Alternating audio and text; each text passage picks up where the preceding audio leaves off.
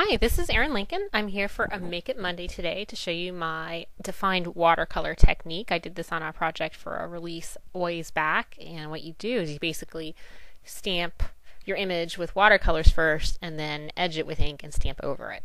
And you can see there that the middle is nice and soft and watery, and the edges have a crisp, defined, and layered look. Really easy, really simple. I pretty much told you how to do it, but now I'm going to show you using my project. Now here's my card, and as you can see, two tones, one's edgy, one's soft. We're going to use some watercolor paper. I like it because it's super thick, not that the PTI cardstock isn't thick, but when working with water I don't want any warping, so we just go for the thick stuff. Now I'm using Wildflower Garden because these flowers are kind of a wood block look. Perfect for this technique. And I'm just making do with the acrylic blocks I have, fitting it on there. I have a watercolor brush with water in it. And I'm going to take my old watercolor palette that I've had forever and get it all wet. I like it kind of muddy in texture. This is a little too thin for me. Want it a little thicker. And I'm going for a green now, having cleaned my brush off in a little pot of water I had.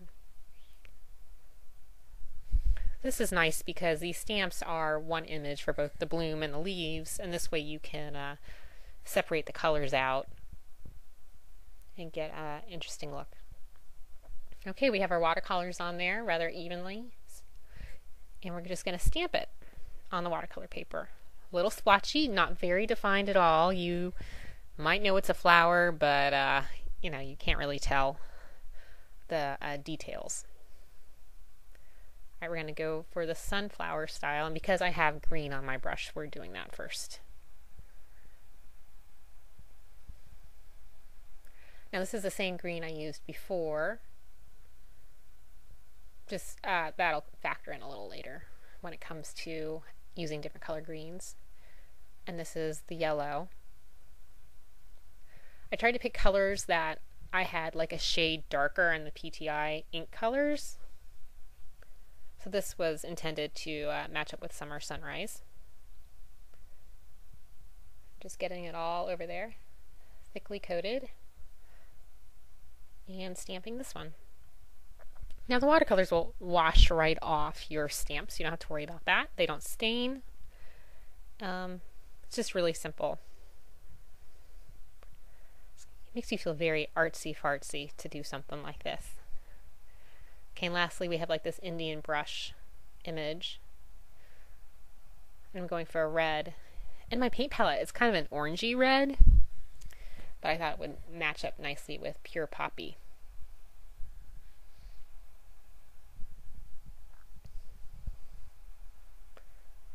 Okay, I'm going for a different green here.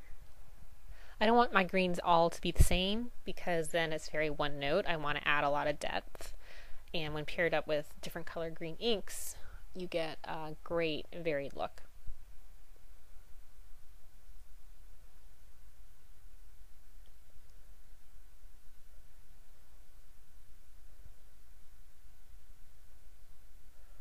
Alright, and we're just going to stamp it. Now I'm putting it up a little bit above that sunflower, so I don't have a visual line that's just going down at the corner. I want varied height, so it's going to go back up. There we go, the watercolors on there. Now I had a second one I did, so it's dry, and I have it cut down so we don't have to wait for the original that we just did to dry. Although, to be honest with you, it dries in like 10 minutes. Okay, part 2 of this technique is you take your ink pads and you just brush them over the edges of your stamp. This is simply chartreuse. I have a hard time saying that word. Right along the edges, and now we're going to go for some pure poppy on the bloom. This is very splotchy, which is usually what you don't want, but in this case it's perfect. And then very carefully, you stamp right on top of that watercolor image with your ink.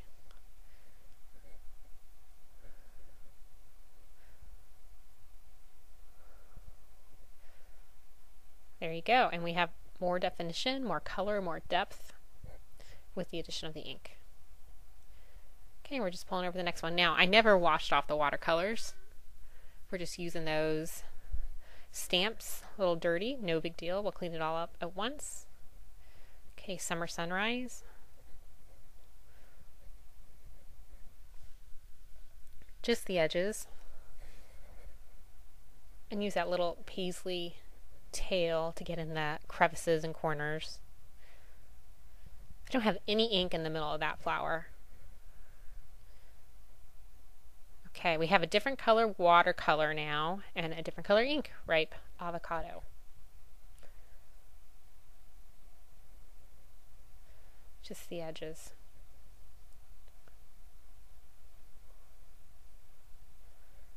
So you end up with this, you know, hard on the outside, soft on the middle type image, soft and watery, kind of a little like chocolate, which I like, hard crunchy on the outside, gooey middle. But, you know, that could be just because I think about chocolate all the time. I've got a problem. Okay, we're going on to our third stamp. And Ripe Avocado on the bottom.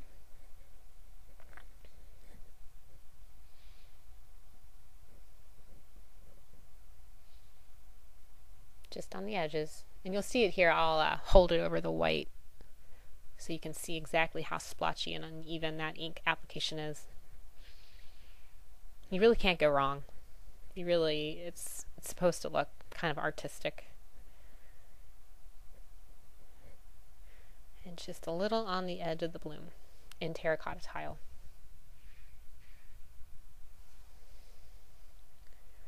Okay, you can see just how splotchy that is.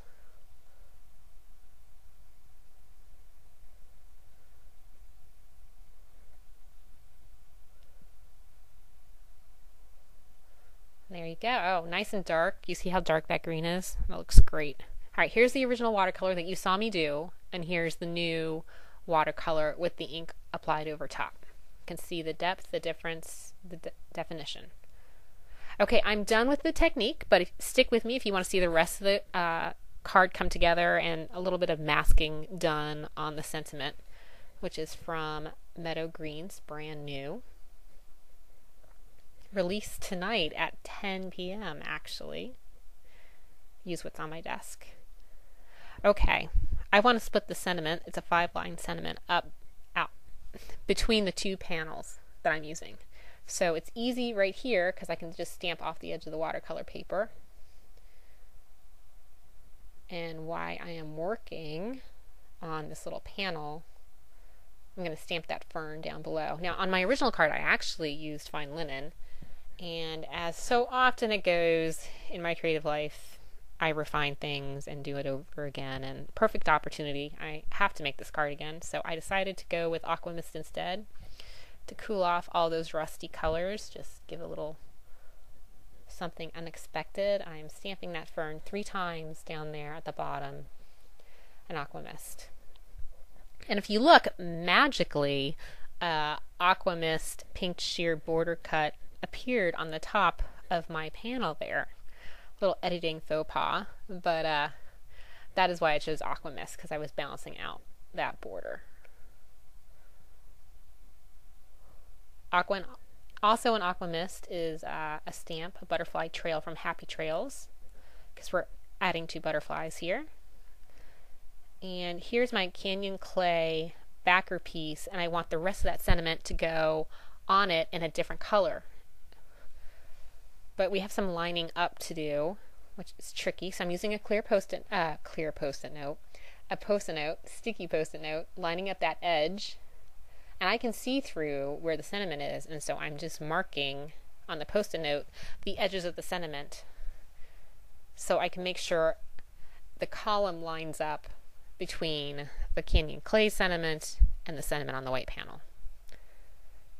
The best I can, I'm repositioning it.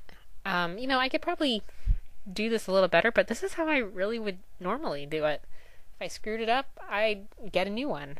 I'm just kind of eyeballing it, making sure things line up as best I can, and I'm just going to go for it. Okay, the original sentiment on the bottom was stamped in dark chocolate. The top two lines are going to be stamped in pure poppy on Canyon clay cardstock, and I like the combination of these two, the pure poppy on Canyon clay. Okay, so 3 lines on top, 2 lines on bottom, and they line up. I'm a bit of an opportunistic glue user, adhesive user, and I have that liquid glue lying around. Can't always make it to the store with 3 little ones, so we use what we have. Works fine.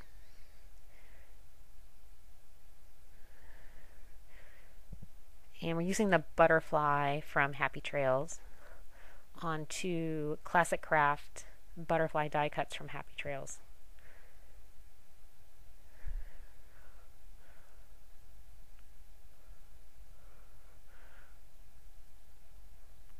Now we're following the visual triangle here with this dark chocolate ink. 2 points are the butterflies, and the 3rd point is those 2 lines of the sentiment.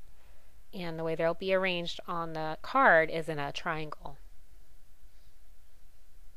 Just a little, you've probably heard that term a million times. It's a good design tip. I always fluff the edges of my butterflies, make sure those wings are sticking up and gluing. I'll be honest with you, I'm not crazy about this glue. I just looked at a couple of my release projects and I see a little glue residue, so we will be switching this out. So just because I'm using it, don't run out and get it. I'm not crazy about it. It's great for putting together like 3D paper projects, like, you know, where you have to fold and score lines and blah blah blah, because then it really holds and it is a quick dry thing. But cards, when you're using these little itty bitty details, I need to find something else. I think I do have to go to the store with 3 kids. Okay, we have a Classic Craft Simple Stripe card base, and that's just all going to go on top with the tricky glue.